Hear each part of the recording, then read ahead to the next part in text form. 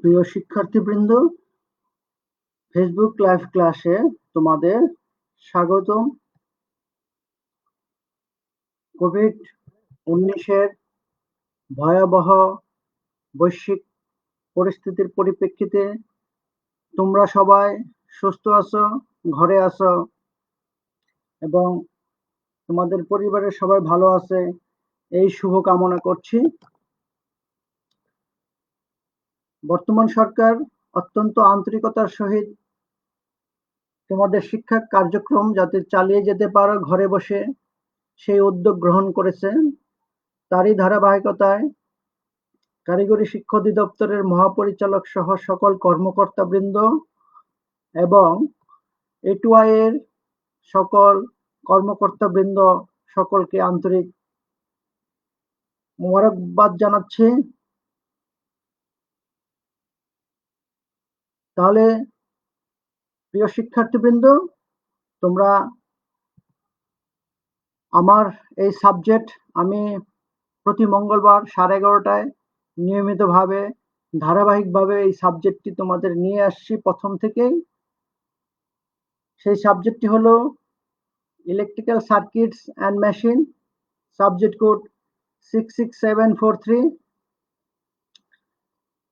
2016 প্রবিধান চতুর্থ পর্ব সকল বিভাগে এটা চলমান অবস্থায় রয়েছে। উপস্থাপক হিসেবে রয়েছি আমি বরাবরের মতোই Saroj Kumar Haldar, junior instructor, electrical, Sylhet polytechnic institute. তোমরা নিশ্চয়ই আমার কথা তোমরা শুনতে পাচ্ছ। তাহলে আর দেরি না করে পড়ার টেবিলে খাতা কলম নিয়ে বসে পড়ো। আজকে ফেসবুক লাইভ এর আজকে আমার 10ম ক্লাস। আজকে আমি তোমাদের 9ম অধ্যায়ে শেষের অংশটুকু পড়াবো।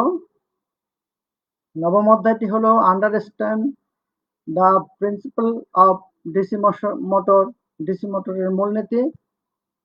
এই পাঠ শেষে প্রিয় শিক্ষার্থীরা তোমরা যা পারবে সেটা হলো ডিসি মোটরের গঠন বলতে পারবে। 2 নাম্বার ডিসি মোটরের কম্যুটেটরের কাজ বলতে পারবে। 3 নাম্বার 3 পয়েন্ট স্টার্টারের কার্যপ্রণালী ব্যাখ্যা করতে পারবে। 4 নাম্বার 4 পয়েন্ট স্টার্টারের কার্যপ্রণালী বলতে পারবে। 5 নাম্বার ডিসি মোটরের গতি নিয়ন্ত্রণের প্রয়োজনীয়তা ব্যাখ্যা করতে পারবে। 6 নাম্বার ডিসি মোটরের গতি নিয়ন্ত্রণের বিভিন্ন পদ্ধতি সমূহ চিত্রসহ বলতে পারবে। ডিসি সিরিজ মোটরের গতি নিয়ন্ত্রণের বিভিন্ন পদ্ধতি সমূহ চিত্রসহ বলতে পারবে।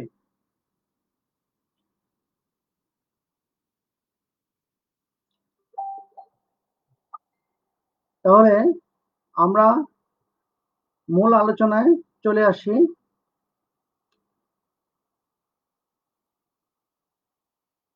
ডিসি মোটরের গঠন দেখো, আমি একটা ডিসি মোটরের ভেতরের অংশ দেখিয়ে দিয়েছি। তাহলে ডিসি মোটরের গঠন পর্যালোচনা করলে দেখা যায় দুটি সার্কিট নিয়ে গঠিত, একটা হলো ম্যাগনেটিক সার্কিট, একটা হলো ইলেকট্রিক সার্কিট। তাহলে ম্যাগনেটিক সার্কিটের মধ্যে কি কি রয়েছে? এই ইয়ক বা ফ্রেম, এটা একটা ম্যাগনেটিক সার্কিটের মধ্যে ইয়ক বা ফ্রেম, এই অংশটা বাইরের অংশটাকে বলে ইয়ক বা ফ্রেম। তারপরে পোল কোর, এটা হলো পোল কোর এবং পোল শু। তারপর এটা হলো আর্মেচার কোর এবং এই মাঝখানে পোল এবং আর্মেচার কোরের মাঝখানে গ্যাপ থাকে, এটাকে বলা হয় এয়ার গ্যাপ। তাহলে এই কয়টা অংশ নিয়ে আমার মূলত ম্যাগনেটিক সার্কিট গঠিত। আর ইলেকট্রিক সার্কিটে আমার রয়েছে ফিল্ড কয়েল, এই আর্মেচারের সাথে একটা কয়েল আছে, এটা হলো আর্মেচার কয়েল, এটাকে বলে কম্যুটেটর এবং এর দুই পাশে ব্রাশ থাকে, ব্রাশ। তাহলে এই অংশগুলো মিলে ইলেকট্রিক সার্কিট গঠিত। এখন আমরা ইয়ক বা ফ্রেম বলতে আমরা কি বুঝি? ইয়ক বা ফ্রেম হলো ডিসি মোটরের বহিরাবরণ। এটা ঢালাই লোহার তৈরি। এটা মূলত কাজ হলো বিয়ারিংকে ধরে রাখে এবং এই শ্যাফটগুলিকে ধরে রাখে এবং শ্যাফটের সাথে বিয়ারিং ধরে রাখে এবং এটা চুম্বক প্রবাহের পথ করে দেয়। তাহলে দুইটা কাজ, একটা চুম্বক প্রবাহের রাস্তা তৈরি করে দেয় এবং বিয়ারিং হাউসকে ধরে রাখে। তাহলে এটা কিসের তৈরি? ঢালাই লোহার তৈরি। তাহলে ইয়ক বা ফ্রেম বলতে আমরা বুঝতে পেরেছি প্রিয় শিক্ষার্থীবৃন্দ। পোল কোর বা পোল শো, দেখো এই অংশটা হলো পোল কোর, এটা আয়তকারের তৈরি এবং পাতলা পাতলা শীট দিয়ে তৈরি করা হয় এবং শীটগুলো একত্রে করে তৈরি করা হয় এবং প্রতিটা শীটের মাঝখানে বার্নিশ ইনসুলেশন দেওয়া হয় যাতে এডি কারেন্ট জন্য যে পাওয়ার লস হয় সেটা যাতে কম হয়। আর এই পোল কোরের নিচের দিকে যে চ্যাপ্টা যে চওড়া অংশটা থাকে সেটাকে বলা হয় পোল শো। তাহলে পোল কোর হলো এই অংশটা আর পোল শো হলো এই অংশটা। তাহলে আমরা বুঝতে পেরেছি আর্মেচার কোর, খুব ইম্পর্টেন্ট আর্মেচার কোর। দেখো আর্মেচার কোর দেখতে অনেকটা বেলুন আকারের মতো, এটা ইস্পাতের তৈরি, গোলাকার এবং এই এক একটা শীট, অনেক শীট থাকে, এক একটা শীটের পুরুত্ব 0.4 থেকে 0.5 মিলিমিটার এবং প্রতিটা শীটের উভয় পার্শ্বে বার্নিশ ইনসুলেশন করা থাকে এবং এই শীটগুলো একত্রে করে নাট বল দিয়ে চেপে আটকানো হয় এবং এই আর্মেচার কোরের মাঝখানে আমাদের ছিদ্র করা হয় যাতে বাতাস বায়ু চলাচল করতে পারে এবং আর্মেচার কোরটা যাতে ঠান্ডা থাকে। তাহলে আমরা আর্মেচার কোর বুঝতে পেরেছি। Air gap, air gap, air gap হলো যে এই যে আর্মেচার কোর এবং পোল এই দুটার মাঝখানে, আর্মেচার কোর এবং এই পোল এই দুটার মাঝখানে যে গ্যাপটা থাকে এটাকে বলা হয় এয়ার গ্যাপ। এয়ার গ্যাপ বেশি হওয়া ভালো না, কম হওয়া ভালো না, এটা আমাদের মনে রাখতে হবে। ফিল কয়েল, এই যে ফিল কয়েল, ফিল কয়েলের ওয়াইন্ডিং গুলো সুপার এনামেল তারের তৈরি এবং এগুলো অনেক প্যাচ থাকে এবং এই কোরগুলো ইলেকট্রোম্যাগনেটিক এবং এই কোরগুলোকে ইলেকট্রোম্যাগনেটিক করার জন্য এই তারের পেঁচানো থাকে, এগুলো হলো ফিল কয়েল। আর আর্মেচার ওয়াইন্ডিং হলো এই যে আর্মেচার, এই আর্মেচারের ভিতরে খাঁজ কাটা থাকে, এই খাঁজ কাটা থাকে এবং খাঁজের মধ্যে সুপার এনামেল তার দিয়ে ওয়াইন্ডিং করা থাকে, এটা হলো আর্মেচার ওয়াইন্ডিং। কমুটেটর, দেখো কমুটেটরের কাজ হলো এসি কারেন্টকে ডিসি কারেন্টে পরিণত করে এবং তামার শক্ত পাত বা বার দিয়ে পরপর সাজিয়ে গোলাকৃতি করে কমুটেটর তৈরি করা হয়। তাহলে আমরা বুঝতে পেরেছি এবং এই পাতকে বা এই পাত বা বারকে আমরা বলি সেগমেন্ট, এগুলিকে আমরা সেগমেন্ট বলবো এবং দুই সেগমেন্টের মাঝখানে পাতলা মাইকা শীট দিয়ে ইনসুলেশন থাকে যাতে এক সেগমেন্ট থেকে আরেক সেগমেন্টে কারেন্ট চলাচল করতে না পারে। ব্রাশ, এই যে দুই পাশে দুইটা ব্রাশ থাকে, ব্রাশগুলো কার্বনের তৈরি এবং এই আর্মেচার হতে যে কারেন্টটা আসে কমুটেটরে যে আসে, কমুটেটর যে ডিসি কারেন্ট তৈরি করলো এটাকে বাহির সার্কিটে প্রেরণ করার জন্য দুই পাশে দুইটা ফিক্সড আকারে ব্রাশ থাকে, এই ব্রাশ কি করে বহির সার্কিটে কারেন্টটা পাঠিয়ে দেয়। ডিসি মোটরের কমুটেটরের কার্যপ্রণালী, এই যে কমুটেটরের কার্যপ্রণালী আমি একটু আগে বলেছি, এটা এসি কারেন্টকে ডিসি কারেন্টে পরিণত করে এবং এগুলো শক্ত তামার পুরো পাত বা বার পরপর সাজিয়ে বেলুনাকার কমুটেটর তৈরি করা হয় এবং পুরো পাত বা বারকে আমরা সেগমেন্ট বলি এবং দুই সেগমেন্টের মাঝখানে পাতলা মাইকা শীটের ইনসুলেশন দেওয়া হয় যাতে কারেন্ট এক এক সেগমেন্ট থেকে আরেক সেগমেন্টে না আসতে পারে। অতঃপর এই আর্মেচার শ্যাফটের সাথে এই এই বারের সাথে কানেকশন করা থাকে যাতে আর্মেচার যেদিকে ঘুরে তার সাথে সাথে কমুটেটর ঘুরে এবং কমুটেটর আর্মেচারে উৎপন্ন এসি কমুটেটর আসে এবং কমুটেটরে এসি কে ডিসি পরিণত করে। তাহলে এটা হলো কমুটেটরের কার্যপ্রণালী। তাহলে আমি তোমাদের বোঝাতে পেরেছি কি কমুটেটরের কার্যপ্রণালী। এখন খুব ইম্পর্টেন্ট একটা প্রশ্ন তোমাদের আসে, মাঝে মধ্যে আসে প্রায়, যে স্টার্টার ডিসি মোটর স্টার্ট দেওয়ার জন্য দুই ধরনের স্টার্টার ব্যবহার করা হয়, একটা হলো 3 পয়েন্ট স্টার্টার, একটা হলো 4 পয়েন্ট স্টার্টার। তাহলে স্টার্টারের কাজ হলো কারেন্টকে সীমিত আকারে দিয়ে মোটরটাকে চালানো তাহলে এখানে আমি তোমাদের 3 পয়েন্ট স্টার্টারের কার্যপ্রণালী দেখিয়েছি এবং এটার চিত্র দেখিয়েছি। দেখো তোমরা চিত্রটা ভালো করে খেয়াল করো। তাহলে 3 পয়েন্ট স্টার্টারের 3টা প্রান্ত, একটা হলো এল, একটা হলো এফ, একটা হলো এ থাকে। দেখো খেয়াল করো, 3 পয়েন্ট স্টার্টার 3টি পয়েন্ট, একটা এল, এফ, এ থাকে। এলটা কি হয়েছে, সাপ্লাইয়ের পজিটিভের সাথে কানেকশন হয়েছে, আর এফ পয়েন্টটা ফিল্ড কয়েলের সাথে সংযোগ করা আছে, এবং এটা মোটরের আর্মেচারের সাথে কানেকশন করা আছে, সংযোগ করা আছে। তাহলে এটা আমরা বুঝতে পেরেছি। অর্থাৎ এখন মোটরকে যখন স্টার্ট করব, এটা একটা হাতল, এটা একটা স্প্রিং আছে, এটা একটা নো ভোল্টেজ রিলিজ কয়েল আছে। দেখো এটা অফ পজিশন, এটা হলো রান পজিশন। অর্থাৎ এই হাতলটাকে যখন আমি 1 নম্বরে কানেকশন করব, অর্থাৎ মোটরটাকে যখন আমি স্টার্ট করব, তখন হাতলটিকে যখন 1 নং অবস্থানে বোতামের সাথে সংযোগ করব, তখন দেখো যে এই সাপ্লাইয়ের সাথে ফিল্ড কয়েল প্যারালালে আছে। তাহলে ফিল্ড কয়েলটা পুরো ভোল্টেজ পাবে, ফিল্ড কয়েল পুরো ভোল্টেজ পাবে, এবং ওই মুহূর্তে এই রেজিস্ট্যান্সের সাথে আর্মেচার কি আছে, সিরিজে আছে। তাহলে এই মোটরে কম কারেন্ট নেবে, যেহেতু সিরিজ আছে। তাহলে ফিল্ড পুরো ভোল্টেজ নিয়ে স্টার্ট ভোল্টেজ পাবে, এবং আর্মেচারে অর্থাৎ মোটর আর্মেচারে কম কারেন্ট নিয়ে মোটরটা স্টার্ট হবে। তাহলে মোটর চলতে থাকলো। তাহলে এই হাতলটাকে যখন 2 নং পজিশনে আসলাম, তাহলে রেজিস্ট্যান্স কমে গেল, তাহলে কারেন্ট বৃদ্ধি পাবে, তাহলে আর্মেচারে কারেন্ট বৃদ্ধি পাবে, মোটরের গতিবেগ বাড়বে। ক্রমান্বয়ে 3 নং এ আসলাম, তাহলে আমার কি হলো, রেজিস্ট্যান্স আরো কমে গেল, তাহলে কারেন্ট বেড়ে গেল, মোটর আরো গতিবেগ বেড়ে গেল।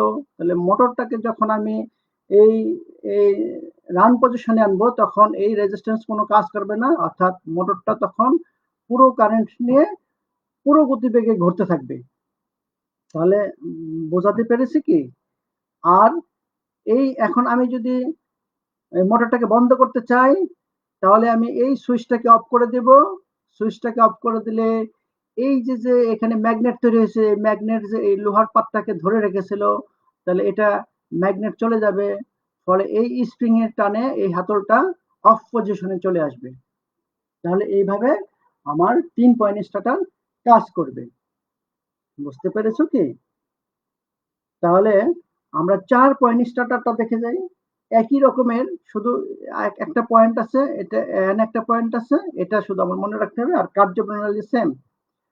তাহলে 4 পয়েন্ট স্টার্টারের 4টা পয়েন্ট, একটা হলো এল, এল সাপ্লাইয়ের পজিটিভের সাথে, একটা হলো এন, এন হলো এন এর সাথে একটা রেজিস্ট্যান্স থেকে নিউট্রালের সাথে কানেকশন হয়েছে, আর একটা হলো ফিল্ড কয়েল, নিউট্রালের সাথে কানেকশন হয়েছে, অর্থাৎ মাইনাসের সাথে কানেকশন হয়েছে, এবং এই হলো আর্মেচারের সাথে কানেক্ট হয়ে এটা সাপ্লাইয়ের নেগেটিভের সাথে কানেকশন হয়েছে।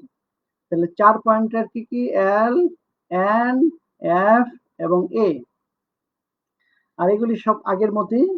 এখন আমি মোটরটাকে যখন স্টার্ট করবো, অর্থাৎ 1 নং পজিশনে আমি চাপ দেব, এটা ঠিক একটা রেগুলেটর মতো, ফ্যানের একটা রেগুলেটরের মতো। তাহলে 1 নং এ যখন কানেকশন করব, তখন এই ফিল্ড সাপ্লাইয়ের সাথে প্যারালাল আছে, তাহলে ফিল্ড পুরো ভোল্টেজ পাবে। বোঝাতে পেরেছি কি? আর এই কারেন্টটা, ওই সময় কারেন্টটা 3 দিকে ভাগ হবে, একটা হলো আর্মেচারের দিকে যাবে, একটা ফিল্ড কয়েলে কিছু কারেন্ট যাবে, একটা হলো এই এই রেজিস্ট্যান্স দিয়ে কিছু কারেন্ট যাবে। অর্থাৎ no load no volt release কয়েলে কিছু কারেন্ট যাবে। তাহলে 3 ভাগে কারেন্টটা ভাগ হবে। তাহলে আর্মেচারে কম কারেন্ট আসবে, কম কারেন্ট এসে অর্থাৎ মোটরটা স্টার্ট হবে। আবার যখন 2 নং পজিশনে আমি আনবো, তখন রেজিস্ট্যান্স কমে গেল, তাহলে কারেন্ট আনুপাতিক হারে বেড়ে গেল, মোটরের গতিবেগও বেড়ে গেল। ঠিক যখন 3 এ আনবো, আরো গতিবেগ বেড়ে গেল। যখন আমি এই রান পজিশনে আনবো 6 নম্বরে, তখন তখন এই রেজিস্ট্যান্স আর কোনো কাজ করবে না, ফলে বাধা নেই, পুরা কারেন্টে মোটরটা পুরা গতিবেগে ঘুরতে থাকবে। তাহলে মোটরটাকে যদি আমি অফ করতে চাই, তাহলে এই সুইচটাকে আমার অফ করতে হবে, এবং এই এই ম্যাগনেটের সাথে এই হাতলের যে এটার সাথে যে লেগেছিল পুরা গতিবেগে, তখন এটা অফ করার সাথে সাথে এটা ডিসম্যাগনেট হয়ে যাবে, ফলে এটা ছেড়ে দিবে এবং এই স্প্রিং এর টানে এই হাতলটা অফ পজিশনে চলে আসবে। তাহলে এভাবে 4 পয়েন্ট স্টার্টার কাজ করে থাকে। তাহলে স্টার্টারের মূলত উদ্দেশ্য হলো অর্থাৎ আর্মেচারে কম কারেন্ট নিয়ে আমাকে মোটরটাকে চালানো, যাতে মোটরের আর্মেচার ওয়াইন্ডিং যাতে কোনো ক্ষতি না হয়। তাহলে তোমরা সবাই বুঝতে পেরেছো কি? ওকে। এখন ডিসি মোটরের গতি নিয়ন্ত্রণের প্রয়োজনীয়তা। গতি নিয়ন্ত্রণ করব, কারণ মোটরের গতিবেগ এক এক মোটরের এক এক গতিবেগ সম্পন্ন মোটর এক এক রকমের কাজ করে। তাহলে মোটরের গতিবেগ নির্ধারণ করা খুবই প্রয়োজন।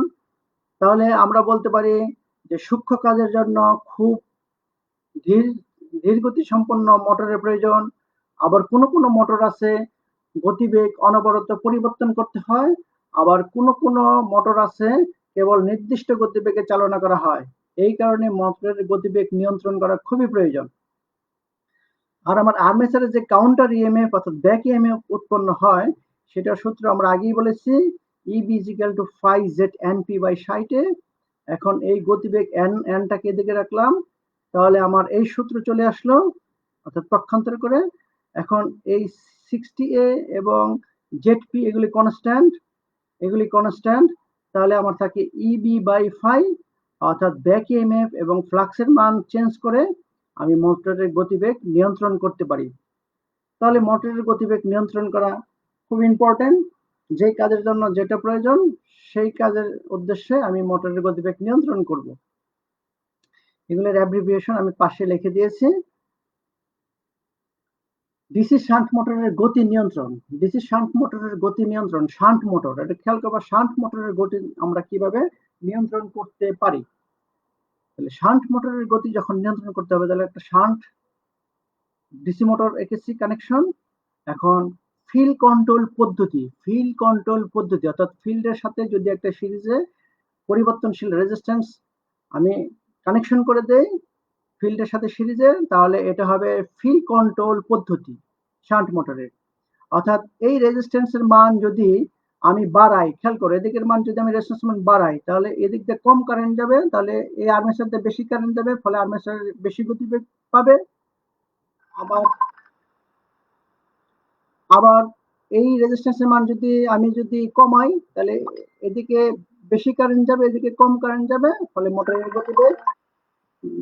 গতিবেগ আমার কম হবে। তাহলে আমি ফিল্ড কন্ট্রোল পদ্ধতির সাহায্যে আমি মোটরটাকে আমি গতিবেগ নিয়ন্ত্রণ করতে পারি। পরে আছে আর্মেচার সার্কিটের রেজিস্ট্যান্স নিয়ন্ত্রণ পদ্ধতি।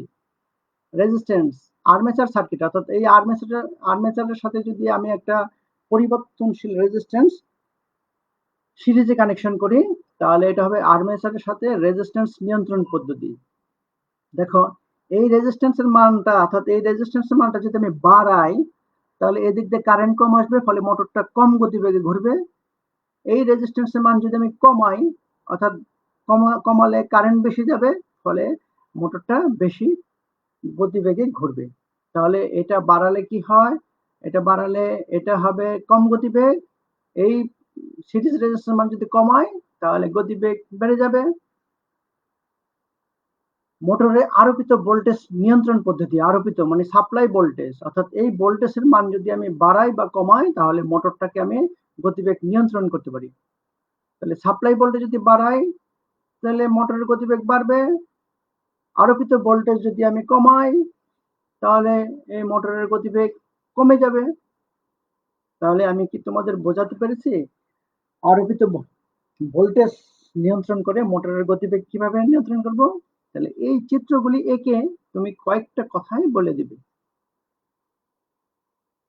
এখন ডিসি সিরিজ মোটরের গতি নিয়ন্ত্রণ, আগে যেগুলি করিয়েছি এগুলো হলো শান্ট মোটরের গতি নিয়ন্ত্রণের পদ্ধতি, ফিল্ড কন্ট্রোল পদ্ধতি।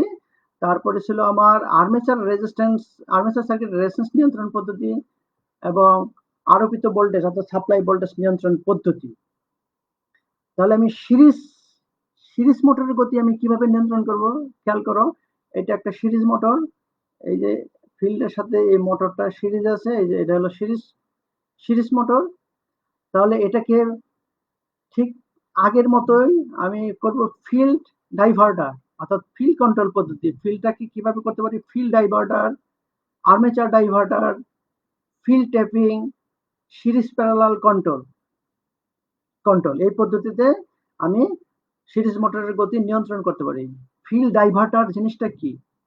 অর্থাৎ এই সিরিজ ফিল্ডের সাথে যদি একটা পরিবর্তনশীল রেজিস্ট্যান্স কানেকশন করে দেই প্যারালালে, অর্থাৎ সিরিজ রেজিস্ট্যান্সের সাথে যদি একটা পরিবর্তনশীল রেজিস্ট্যান্স প্যারালালে কানেকশন করে দেই, তাহলে এটাকে বলা হবে ফিল্ড ডাইভার্টার।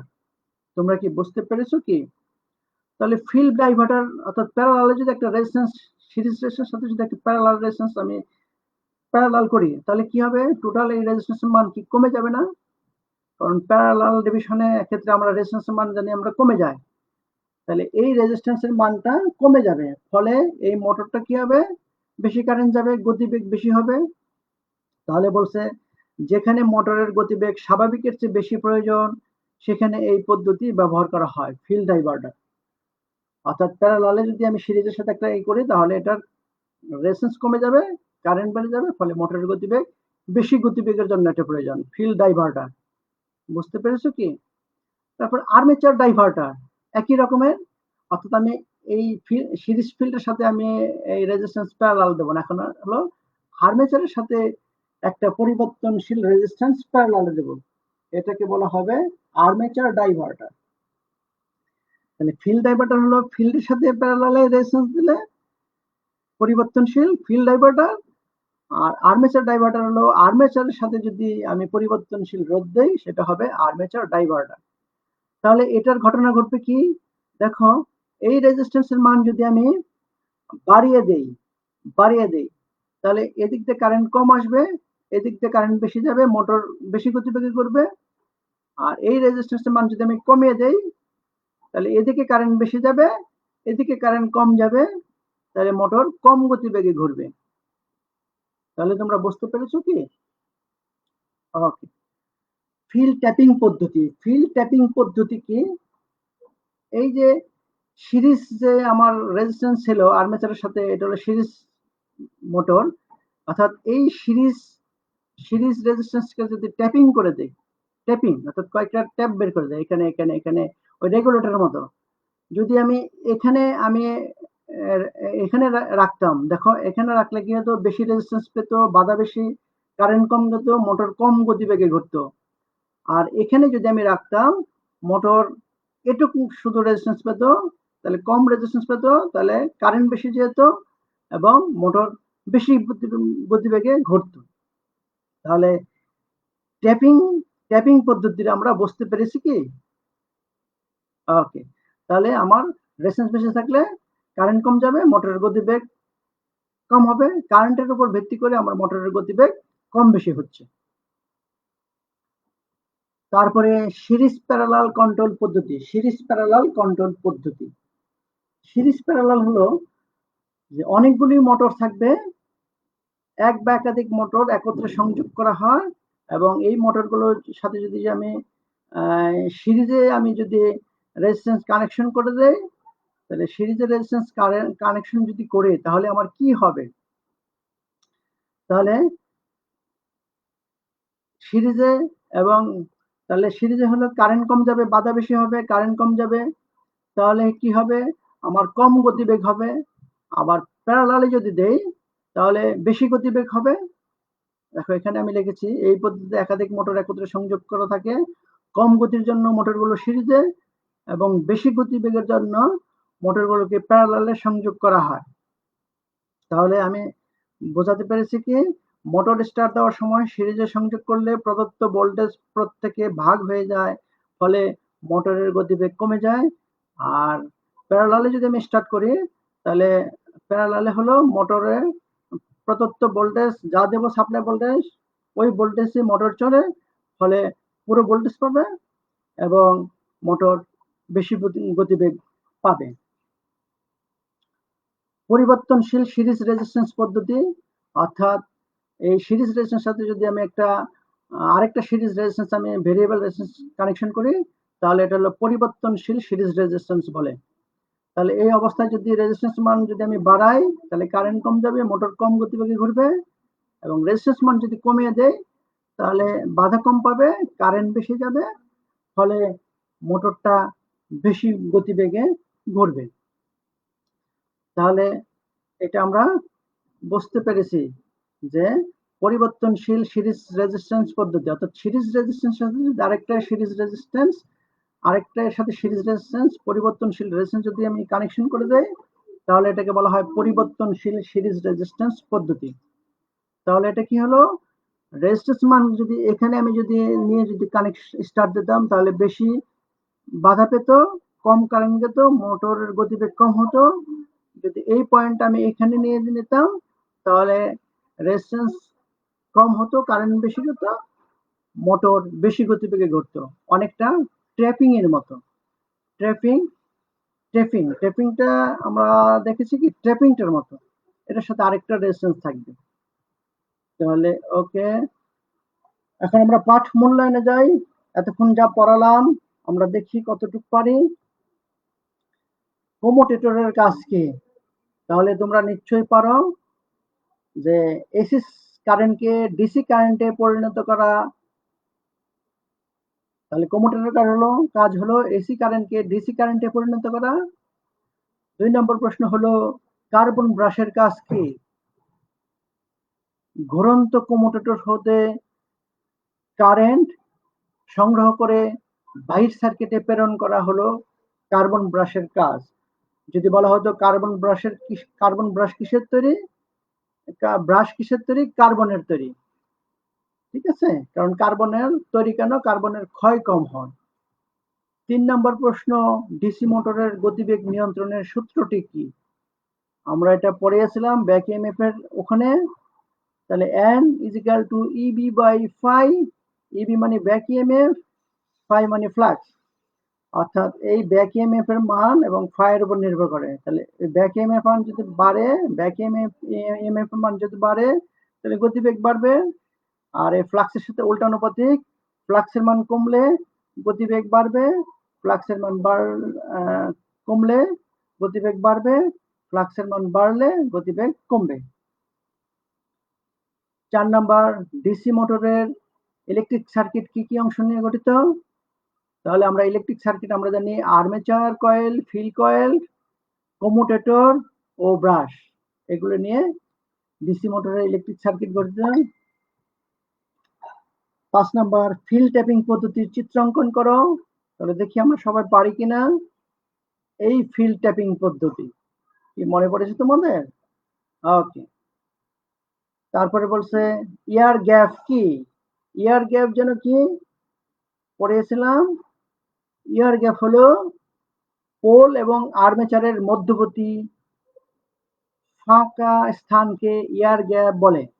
আমি এও বলেছিলাম এয়ার গ্যাপ কিন্তু বেশি হওয়া ভালো না, কম হওয়া ভালো না, কারণ একটা নির্দিষ্ট একটা ক্যালকুলেশন আছে, অতটুক থাকাই ভালো। তাহলে আমরা এই প্রশ্নগুলো সবাই পেরেছি। পোলসু কি? পোলসু কি আমরা পড়েছিলাম পোল কোরের নিচে, অর্থাৎ পোল কোরটা কিসের আকৃতি ছিল? আয়তকার, ওই যে পাতলা পাতলা শীট দ্বারা পোল কোর তৈরি করা হয়।